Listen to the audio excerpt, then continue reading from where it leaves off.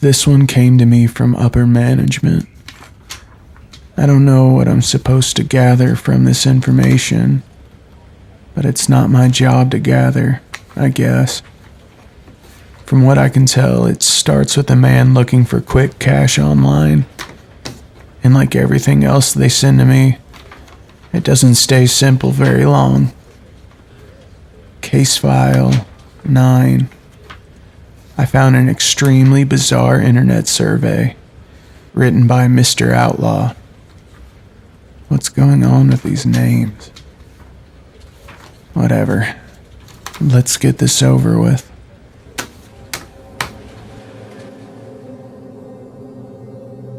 Nobody knows what rock bottom truly is until they've hit it. Being abruptly fired from a job you've worked at for the past 10 years, and then catching your girl cheating on you with your replacement, really makes a man think. Hell, my student loans aren't even paid off yet. What a shit show this life is. After a rather boozy night that consisted of sending out about 4 dozen resumes and horrendously written cover letters, I passed out. When I woke up the next morning, I decided at least to try and make some money at home while waiting for an interview. At that moment, I thought the best way to go about it was completing those internet surveys that yielded $5 Subway gift cards and other shit like that after about an hour of answering questions. I mean, I didn't have any other marketable skills that could have yielded immediate income.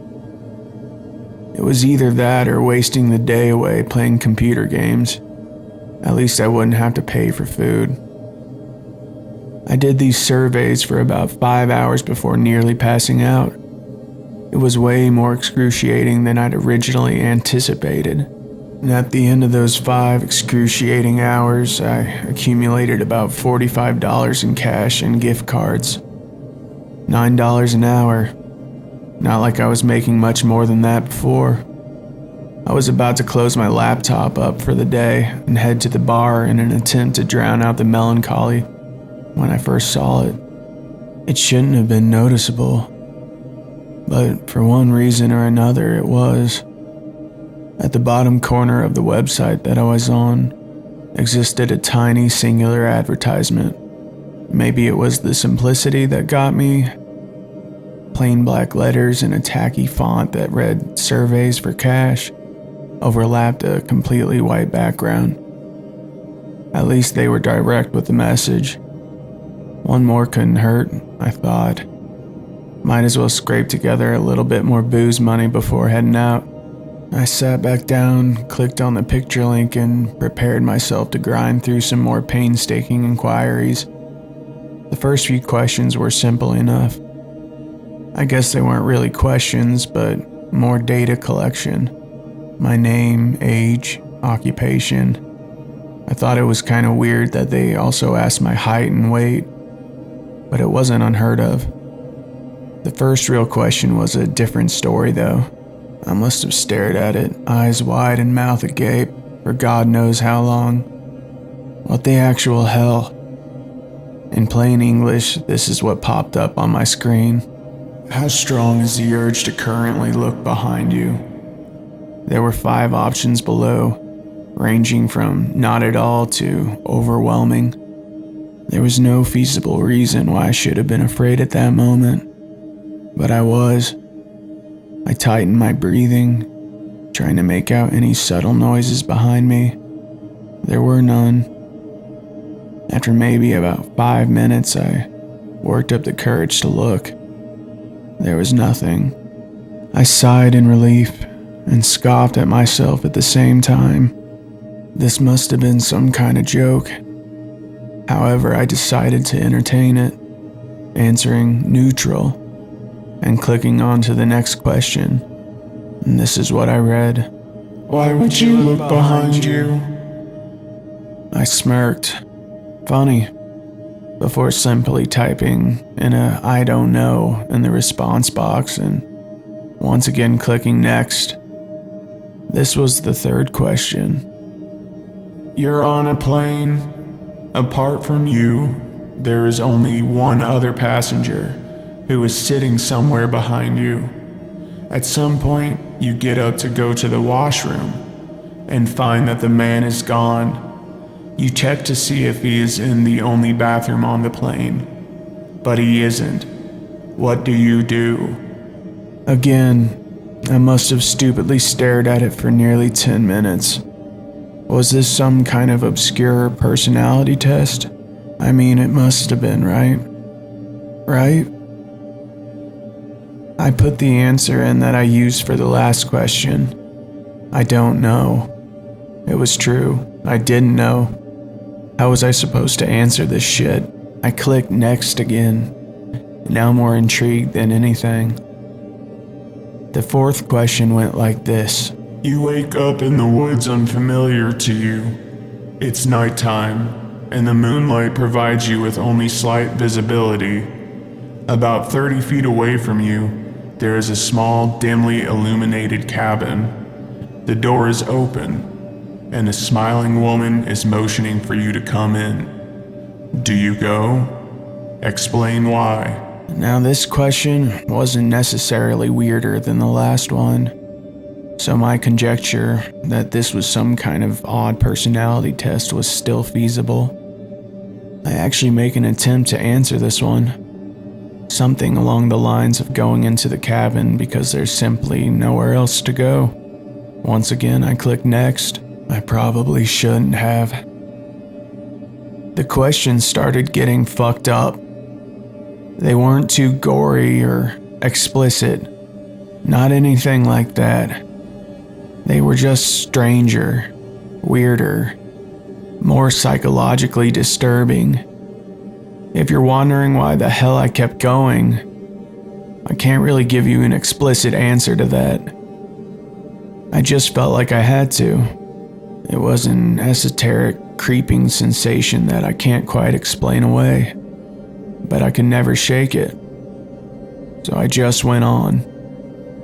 Some of the questions that stood out were, suppose that you wake up one night to find an elevator in your house. During every midnight after that, it opens up for 5 minutes, revealing an exact copy of yourself that gets progressively more injured as time goes on. Do you keep living like this? Or do you enter the elevator once and end it all? And you're in a hotel room, but are awoken by a rapid knocking at your window. You peek through the blinds, seeing what appears to be a man missing both of his eyes. He puts his mouth to the glass and tells you to kill the woman in the bathroom immediately. Do you listen to him? And this was one of my least favorites. You are watching home videos with your mother. One of the tapes includes footage of her being murdered by a masked intruder. Your mother simply laughs at the footage without saying anything. In your opinion, is this a cause for concern? And in addition to this insanity-inducing shit, there were some rather disconcerting events happening in real life as well. I received a knock at the door about 30 minutes in. I looked through my peephole to find a guy standing there, frantically shaking his head and mouthing no, while making direct eye contact with me. He looked terrified, and obviously I didn't open up. I received about 10 phone calls from somebody named The Auditor on my caller ID. They left a message every time, but each one was just a recording that consisted of somebody saying numbers through heavy static. Actually, it sounded more like screaming now that I think about it. About an hour into this thing, and I was on the verge of a mental breakdown. I was petrified of looking behind me, even though there was no indication that anything should have been there. I heard some soft scratching coming from my vent, so I moved my couch over it. Eventually, I reached what appeared to be the end of the survey. However, it wasn't a question. It was simply a statement. Don't let them in. They're not to be trusted. and almost as if it were on cue, I heard more knocking at my door about 5 seconds after reading this. As slowly and silently as I could, I moved over and looked through the peephole once again. It was a different person than the one I'd seen earlier. She was a woman, looking to be in her mid-20s. She was wearing a thick blazer, despite it being around 90 Fahrenheit outside. She was also wearing sunglasses, so I could never really tell where she was actually looking. She eventually took a piece of paper out of her pocket and slipped it under the door. I looked down and read it. It's lying. Leave your apartment immediately. It's been about a half an hour since. I can't bring myself to look at the computer screen nor at the woman outside. She's still there. I can still see the shadows of her feet from underneath my door. I heard my bedroom window open a few minutes ago, but I've since jammed the door shut with a chair. I can hear some kind of distorted muttering coming from behind it now. Maybe rock bottom wasn't so bad.